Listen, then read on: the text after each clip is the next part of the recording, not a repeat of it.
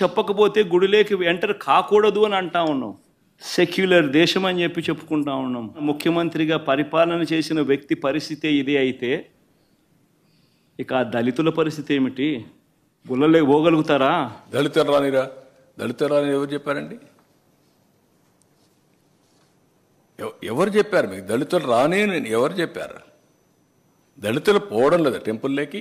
మీరు పోకుండా, మీరు పోయిన దానికి కారణం మీరు ఎత్తుక్కుంటూ కావాలని బురదేసే కార్యక్రమాన్ని చేస్తూ మీరు ఇంకొకరిని మాట్లాడడానికి మీకు అర్హత ఎక్కడ ఉందండి? Why you are talking all? ఈరోజు తిరుమల తిరుపతి దేవస్థానానికి నేను రాకూడదట, పోకూడదట. కారణం ఏమిటంటే నా మతమట. నేను అడుగుతా ఉన్నా, నా మతం ఏమిటి అని అడుగుతా ఉన్నారు. అవును, 4 గోడల మధ్య నేను బైబిల్ చదువుతాను, తప్పేముంది? బయటికి పోతే హిందూ సాంప్రదాయాలను నేను అనుసరిస్తాను, గౌరవిస్తాను. బయటికి పోతే ఇస్లాంను అనుసరిస్తాను, గౌరవిస్తాను. బయటికి పోతే సిక్కిజంను అనుసరిస్తాను, సిక్కిజంను నేను గౌరవిస్తాను. నా మతం ఏమిటని అడుగుతా ఉన్నారు. నా మతం మానవత్వం. డిక్లరేషన్లో రాసుకుంటానేమో రాసుకుంటా. నేను 4 గోడల మధ్య బైబిల్ ప్రాక్టీస్ చేస్తానని, బయటకు వెళ్తే హిందూ మతాన్ని గౌరవిస్తానని. గుడ్. గౌరవించడం అంటే ఏంటి?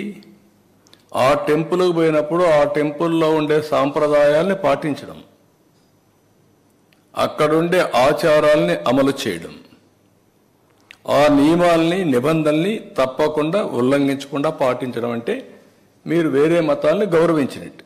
అట్లా కాకుండా నేను ఎప్పుడు ఇంతవరకు ఎవరు అడగలేదు, ఇప్పుడు ఎవరు అడుగుతారు నన్ను? ఇది కరెక్ట్ కాదు. చంద్రబాబు నాయుడు హయాంలో నెయ్యి ఏ రేటుకు కొన్నారు? 276 రూపాయలు 2015లో కొన్నారు టెండర్ల ద్వారానే. 2019 జనవరిలో, అంటే ఆయన చివరి దాంట్లో 324 రూపాయలు కొన్నారు. మరి అటేటప్పుడు ఇక్కడ 320 కొంటే తప్పేముందయా? ఉన్న రేట్ అది. వాళ్ళు టెండర్లలో వాళ్ళు కోట్ చేసినారు, L1 కింద ఎవడైతే వాళ్ళకి ఇచ్చినారు. ఏం తప్పు జరుగుతూ ఉంది? నీ హయాం అంతా ఇదే రేట్లతోనే జరిగాయి, కొనుగోలు చేశారు. మరి ఇప్పుడు కూడా అదే రేట్లతోనే కొనుగోలు జరుగుతూ ఉంది. అంటే మీ పీరియడ్లో ఈ మార్గ జరిగింది, పలాని కాంట్రాక్టర్కి ఇచ్చారు, 319 రూపాయలకు గీకిచ్చారు, నాసిరకం గీ వచ్చింది అని అంటే ఏ విధంగా మీరు సమాధానం చెప్పాలండి?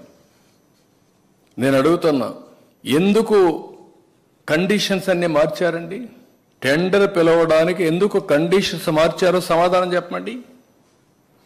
అన్ని కండిషన్స్ మార్చి ట్రేడర్స్ని ఎంకరేజ్ చేసి తక్కువ ధరకు ఇచ్చారని రివర్స్ టెండరింగ్కి వెళ్ళి ఇలాంటి నాసిరకం నెయ్యి తీసుకొచ్చి అపవిత్రం చేసి ఎన్నిసార్లు భక్తులు ఆందోళన చేశారండి. అక్కడ అన్నదానంలో అన్నం బాగాలేదని, భోజనం బాగాలేదని ఎన్నిసార్లు చెప్పారండి?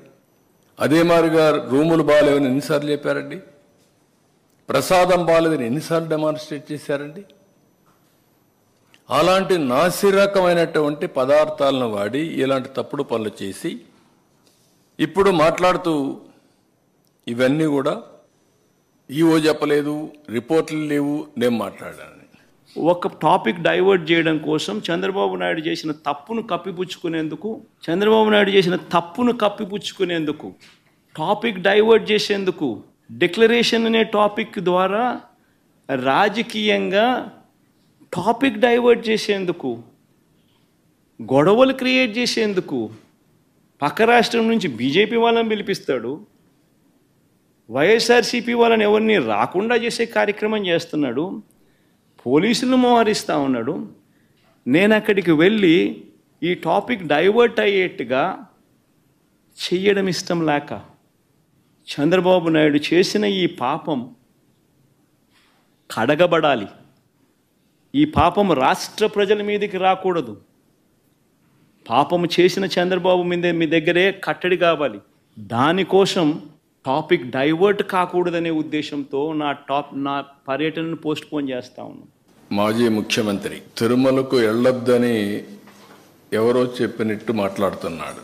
వెంకటేశ్వర స్వామి మీద భక్తుండే ఏ భక్తుడైనా సరే వెంకటేశ్వర స్వామి దగ్గరికి పోయే అవకాశాలు ఉన్నాయి. అదే సమయంలో ఎవరైనా వేరే మతాలకు సంబంధించిన వ్యక్తులుంటే అక్కడ కొన్ని సాంప్రదాయాలు ఉన్నాయి.